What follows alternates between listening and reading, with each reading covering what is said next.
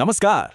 Science fiction की दुनिया का सबसे कमाल का आइडिया, ट्रैवर्सेबल वर्म होल। क्या ये कभी सच हो सकता है? मतलब एक ऐसा कॉस्मिक शॉर्टकट जो हमें पलक झपकते ही कहीं से कहीं पहुंचा दे। आज इसी के बारे में बात करते हैं। सोचिए जरा, एक ऐसी टनल हो जो आपको सेकंड्स में एक गैलेक्सी से उठाकर दूसरी में पहुंचा दे। क्या साइंस ने ऐसा कोई रास्ता ढूंढ लिया है? चलिए पता लगाते हैं। तो सबसे पहले, ये ट्रैवर्सेबल वर्म होल है क्या भला? देखिए, सिंपल शब्दों में कहें तो ये एक स्टेबल कॉस्मिक टनल है। एक ऐसा रास्ता जिससे कोई इंसान या स्पेसक्राफ्ट सेफली, बिल्कुल सुरक्षित गुजर सके। मतलब ना तो वो क्रश हो और ना ही जलकर राख। तो ये जो यूनिवर्स के शॉर्टकट का आइडिया है, आखिर ये आया कहाँ से? देखिए, ये कोई आज की कल्पना नहीं है। इसकी जड़ें बहुत गहरी हैं, अल्बर्ट आइंस्टाइन की मशहूर जनरल थ्योरी ऑफ रिलेटिविटी में। जी हाँ, वही थ्योरी जिसने यूनिवर्स को देखने का हमारा नजरिया ही बदल कर रख दिया। इसकी कहानी भी ना काफी इंटरेस्टिंग है। 1915 में आई जनरल रिलेटिविटी। फिर 1935 में आइंस्टीन और नेथन रोजन ने मिलकर आइंस्टीन-रोजन ब्रिज का कॉन्सेप्ट दिया। लेकिन आज हम जिस ट्रैवर्सेबल वर्महोल की बात कर रहे हैं ना, उसका मॉडर्न आइडिया आया 1988 में किप थॉर्न और माइकल मॉरिस की तरफ से। और मजे की बात पता है, किप थॉर्न ने ये आइडिया असल में फेमस साइंटिस्ट कार्ल सेगन के नॉवेल कॉन्टैक्ट के लिए तैयार किया था, ताकि कहानी थोड़ी साइंटिफिक लगे। हाँ, पर यहाँ एक बहुत बड़ा लेकिन है। जो ओरिजिनल आइंस्टाइन रोजन ब्रिज था ना, वो नॉन ट्रैवर्सेबल था। मतलब आप उसमें से ट्रैवल कर ही नहीं सकते थे। क्योंकि वो इतनी तेजी से कोलैप्स हो जाता था कि कुछ भी उसके पार जा ही नहीं पाता। तो ठीक है, अगर ओरिजिनल मॉडल काम का नहीं था, तो फिर इसे काम करने लायक बनाने में साइंस के सामने सबसे बड़ी चुनौतियां, सबसे बड़े चैलेंजेस क्या हैं? सबसे बड़ी प्रॉब्लम है स्टेबिलिटी। सोचिए, एक वर्म होल को कोलैप्स होने से, मतलब ढहने से बचाने के लिए उसे किसी चीज से खुला रखना पड़ेगा। बिल्कुल वैसे ही जैसे दरवाजे को खुला रखने के लिए हम डोर स्टॉपर लगाते हैं। और यही एंट्री होती है एक्सोटिक मैटर की। हिंदी में कहें तो विचित्र पदार्थ। ये एक थ्योरेटिकल सब्सटेंस है, एक ऐसा पदार्थ जिसमें होती है नेगेटिव एनर्जी डेंसिटी। और माना जाता है कि यही वो चीज है जो वर्म होल के मुंह को, उसके गेट को खुला रख सकती है। पर इस एक्सोटिक मैटर के साथ ही सारी प्रॉब्लम जुड़ी हुई हैं। देखिए, जो नॉर्मल मैटर होता है ना, उसमें होती है पॉजिटिव एनर्जी। और हमें तो ये तक नहीं पता कि ये एक्सोटिक मैटर बड़े स्केल पर कहीं मौजूद भी है या नहीं।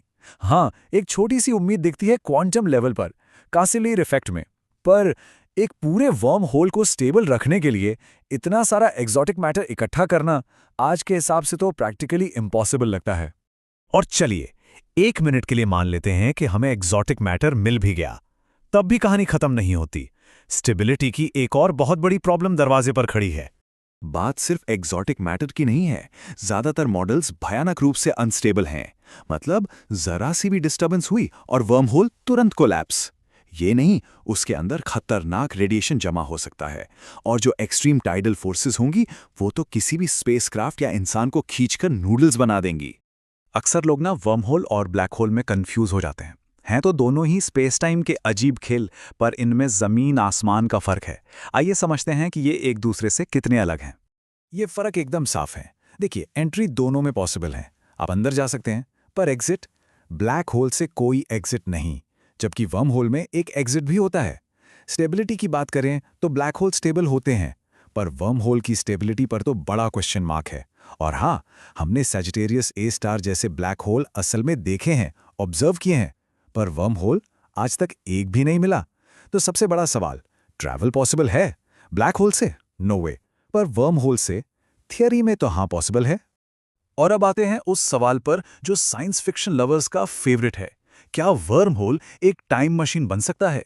क्या इससे टाइम ट्रैवल मुमकिन है? थ्योरी के हिसाब से देखें तो जवाब है हाँ।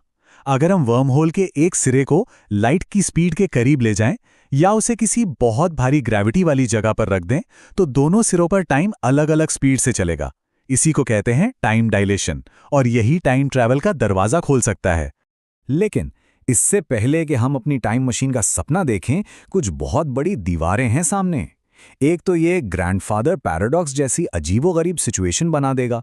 दूसरा, क्वांटम इंस्टेबिलिटी शायद ऐसे किसी भी वर्म होल को बनने से पहले ही तबाह कर देगी।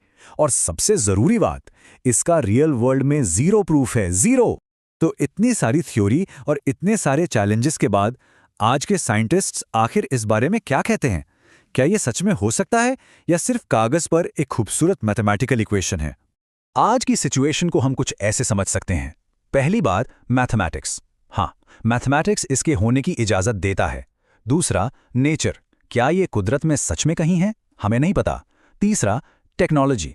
हमारे पास इन्हें बनाने या खोजने की कोई टेक्नोलॉजी नहीं है। और चौथा, सबसे बड़ा barrier, exotic matter.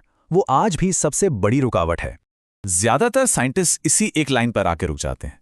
ट्रैवर्सेबल worm hole बहुत ही अनलाइकली हैं, मतलब इनकी संभावना बहुत कम है, पर मैथमेटिकली ये नामुमकिन नहीं है।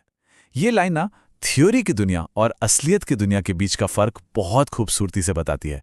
तो आखिर में सवाल यही बचता है, क्या यूनिवर्स का ये कॉस्मिक शॉर्टकट हमेशा के लिए सिर्फ एक सपना बनकर ही रह जाएगा? ये एक ऐसा सवाल है जिसका जवाब शायद हमें भविष्य में ही मिलेगा।